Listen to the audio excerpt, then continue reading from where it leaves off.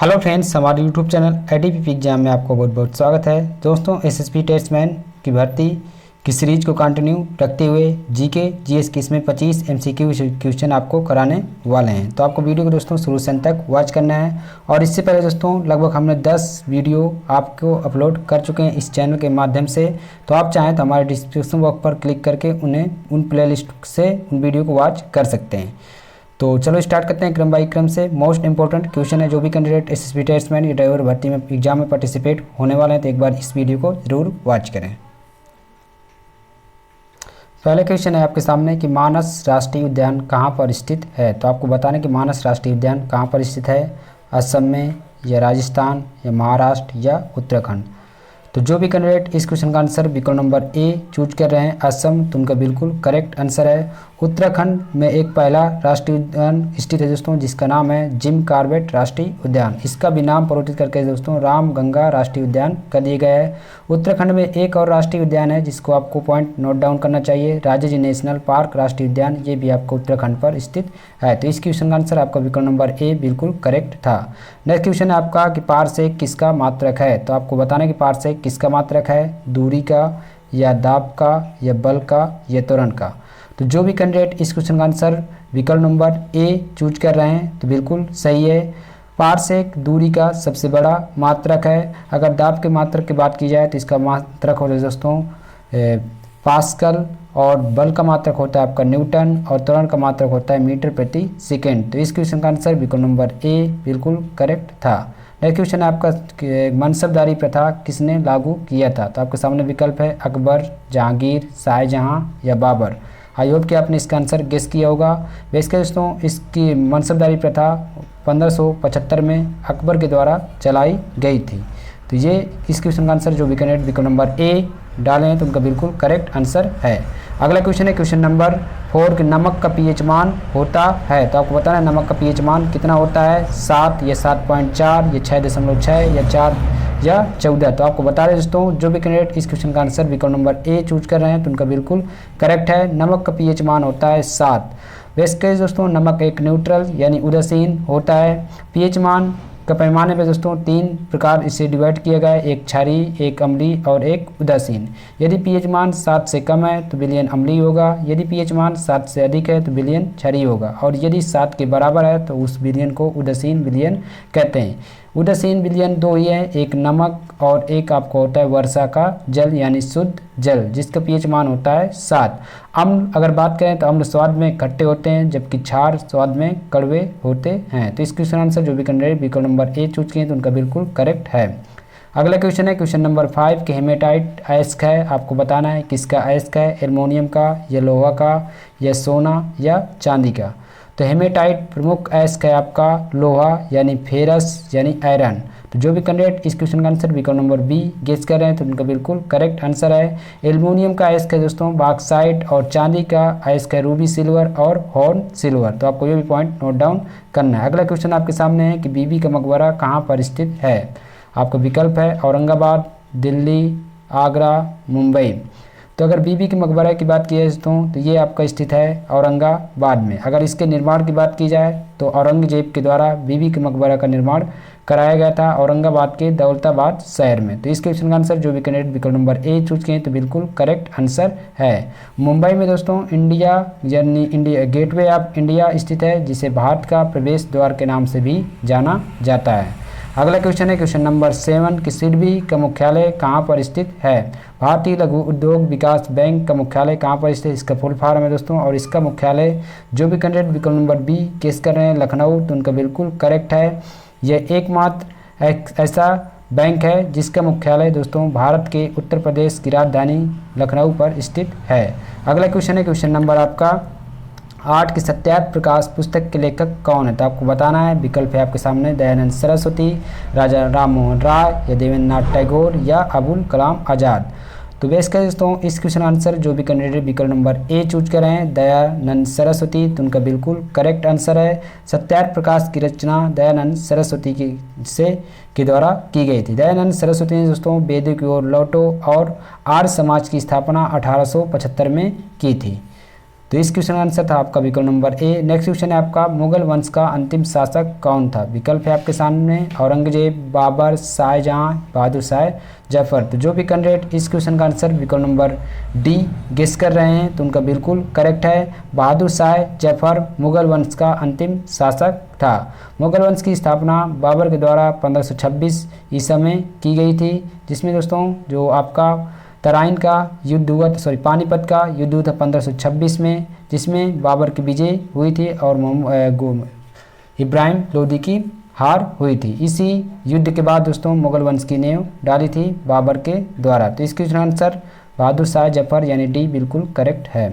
अगला क्वेश्चन है आपका, लैक्टोमीटर से क्या मापा जाता है? पानी की शुद्धता, पेट्रोल की शुद्धता, या दूध की शुद्धता, या नमक की शुद्धता? तो बेसिकली दोस्तों लैक्टोमीटर से मापा जाता है दूध की शुद्धता। जो भी कैंडिडेट विकल्प नंबर सी गेस कर रहे हैं तो उनका बिल्कुल करेक्ट है। लैक्टोमीटर ही दोस्तों दूध में की जो फैट होता है उसको माप करते हैं। और अगर बात की दोस्तों लैक्ट जिस भी शब्द में आ जाए तो आप समझ जाइए कि उसका कहीं ना कहीं दूध यानी मिल्क से संबंध होगा। अगला क्वेश्चन है आपके सामने क्वेश्चन नंबर 11 कि फुटबॉल में कौन सी गैस भरी जाती है? विकल्प है आपके सामने हीलियम, क्लोरीन, ऑक्सीजन या हाइड्रोजन। तो अगर बात की जाए फुटबॉल में कौन सी गैस भरी जाती है तो जो भी कैंडिडेट इस क्वेश्चन का आंसर विकल्प नंबर ए हीलियम गेस कर रहे हैं तो उनका बिल्कुल करेक्ट है। फुटबॉल और वायुयान के टायर में हीलियम का प्रयोग किया जाता है। तो इस क्वेश्चन का आंसर विकल्प नंबर ए बिल्कुल करेक्ट है। अगला क्वेश्चन है आपका कि मकाऊ देश की मुद्रा है। आपको बताना है कि मकाऊ देश की मुद्रा क्या है? पटाखा या डॉलर या क्यात या क्रोना। तो जो भी कैंडिडेट इस क्वेश्चन का आंसर विकल्प नंबर ए चूज कर रहे हैं पटाखा तो उनका बिल्कुल करेक्ट है। डॉलर ऑस्ट्रेलिया और अमेरिका जैसे देशों की मुद्रा का नाम है डॉलर, और म्यांमार की मुद्रा का नाम है दोस्तों क्यात। तो इस क्वेश्चन का आंसर जो भी कैंडिडेट विकल्प नंबर ए चूज किए तो उनका बिल्कुल करेक्ट है। अगला क्वेश्चन है आपका, शनि ग्रह का सबसे बड़ा उपग्रह है। शनि सौरमंडल का में सबसे बड़ा उपग्रह है इसका टाइटन। तो जो भी कैंडिडेट इस क्वेश्चन का आंसर विकल्प नंबर ए सी चूज कर रहे हैं तो उनका बिल्कुल करेक्ट है। चंद्रमा बेसिकली पृथ्वी का उपग्रह हैं। डिमोस और फिमोस ये मंगल ग्रह के उपग्रह हैं। यूरोपा बृहस्पति का उपग्रह हैं। और अगर बात की जाए दोस्तों सौरमंडल में शनि ग्रह के उपग्रहों की संख्या कितनी है? तो जो भी कैंडिडेट इस क्वेश्चन का आंसर 82 गेस कर रहे होंगे तो बिल्कुल करेक्ट है। शनि एक ऐसा ग्रह है जिसकी सबसे अधिक उपग्रहों की संख्या है। अगर अगला क्वेश्चन की बात करें, अगला क्वेश्चन है आपका 14 नंबर, तो भारत में कुल कितने राज्यों की सीमा समुद्र तट से लगती है? आपके सामने विकल्प है 7, दूसरा विकल्प है 8, तीसरा विकल्प है 10 और चौथा विकल्प है आपका 9। तो जो भी कैंडिडेट इस क्वेश्चन का आंसर विकल्प नंबर डी चूज कर रहे हैं 9 तो उनका बिल्कुल करेक्ट आंसर है। ये कौन कौन से राज्य हैं आपको ये भी पॉइंट नोट डाउन करना चाहिए। तो सबसे पहले आपका आता है गुजरात, फिर आपका आ जाएगा महाराष्ट्र, फिर आएगा आपका गोवा, केरला, कर्नाटका, तमिलनाडु, आंध्र प्रदेश, उड़ीसा और लास्ट में आता है वेस्ट बंगाल। तो ये टोटल 9 राज्य हैं जिनकी सीमा टोटल भारत के समुद्र तट से लगती है। अगला क्वेश्चन देखें क्वेश्चन नंबर 15 कि पाक जल संधि किन 2 देशों के बीच स्थित है? विकल्प है आपके सामने भारत और पाकिस्तान, भारत और चीन, पाकिस्तान और बांग्लादेश और भारत और भूटान।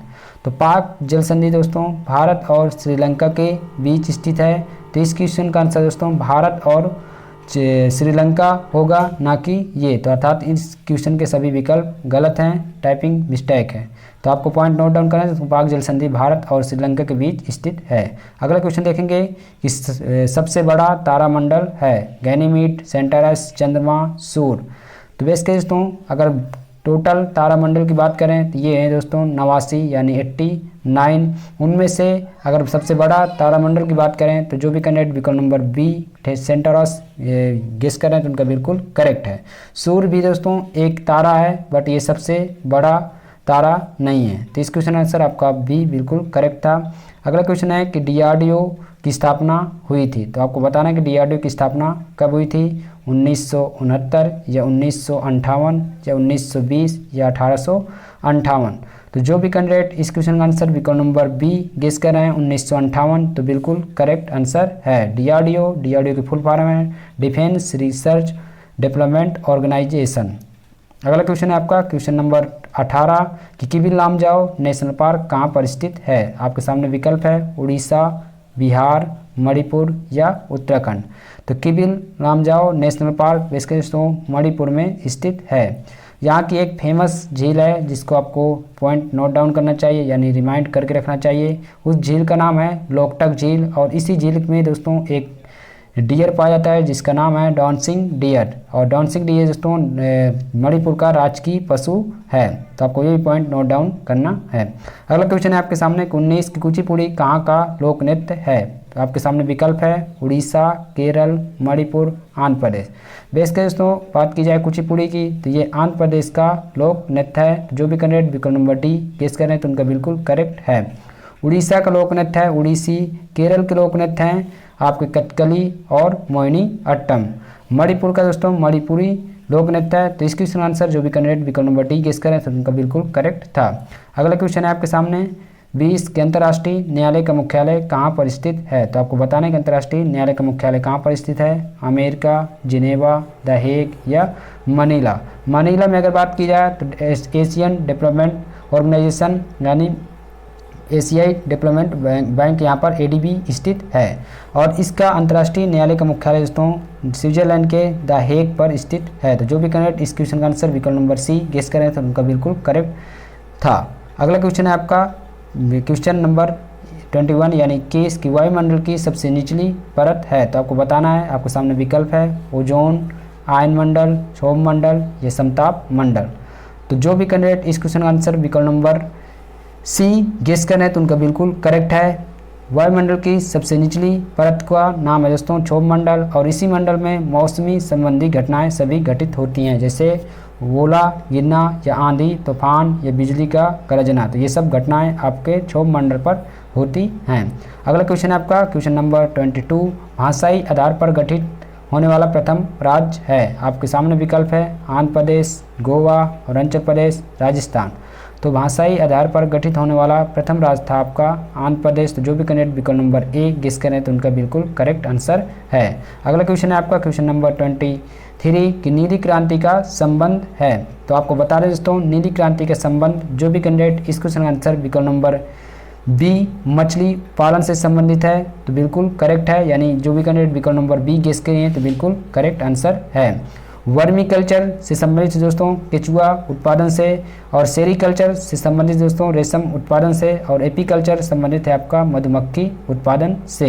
बेस कर दोस्तों आपको बहुत जल्दी हम विज्ञान की जो प्रमुख शाखाएं हैं उनको सीपरेट यानी चैप्टर वाइज कराने वाले हैं। तो उसमें आपको जितनी भी और इम्पोर्टेंट शाखाएं हैं उनके बारे में हम आपको क्वेश्चन MCQ के माध्यम से कराने वाले हैं। तो बेस कर दोस्तों नीली क्रांति जो भी कैंडिडेट विकल्प नंबर बी गेस किए तो उनका बिल्कुल करेक्ट है, मछली पालन से संबंधित है।